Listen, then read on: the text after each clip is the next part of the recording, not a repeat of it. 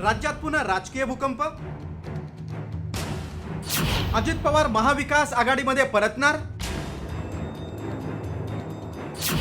राऊतांच्या भाकितामुळे राज्यात खळबळ. राज्यात पुन्हा राजकीय उलथापालथीची चर्चा रंगली आणि त्याला कारण ठरलंय संजय राऊतांनी दिलेले सूचक संकेत. अजित पवार हे लवकरच सत्तेतून बाहेर पडून महाविकास आघाडीसोबत येतील असं वक्तव्य राऊतांनी केलंय आणि राज्यात एकच खळबळ उडाली. तर राऊतांना अफवा पसरवण्याचं व्यसन आहे असा टोला अजित पवारांच्या राष्ट्रवादीने लगावलाय. शरद पवार हे अजित पवारांसह महाविकास आघाडीत येतील असं काय विचार कर की शरद पवार आणि अजित पवार हे एकत्रित महाविकास आघाडीमध्ये म्हणजे अजित पवारांसह महाविकास आघाडीत असेल ना. कारण शरद पवार हे आमच्या बरोबर आहेत, त्यांचा पक्ष महाविकास आघाडीत आहे.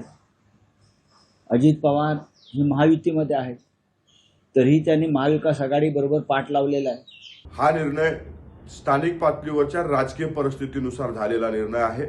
राष्ट्रवादी काँग्रेस पक्ष कालही महायुतीमध्ये होता, आजही महायुतीमध्ये आहे आणि उद्याही महायुती सोबत राहील.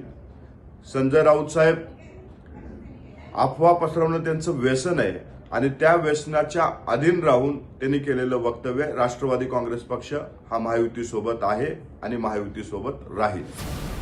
दुसरीकडे भाजपनं याला स्थानिक आघाडीच्या राजकारणाचं स्वरूप दिले. महायुतीमध्ये सध्या सन्मान्य अजितदादा पवार आमच्या सोबत आहेत, शिंदे सेना आमच्या सोबत आहेत आणि भारतीय जनता पार्टी हा एक मोठा पक्ष म्हणून त्या ठिकाणी काम करतो आहे.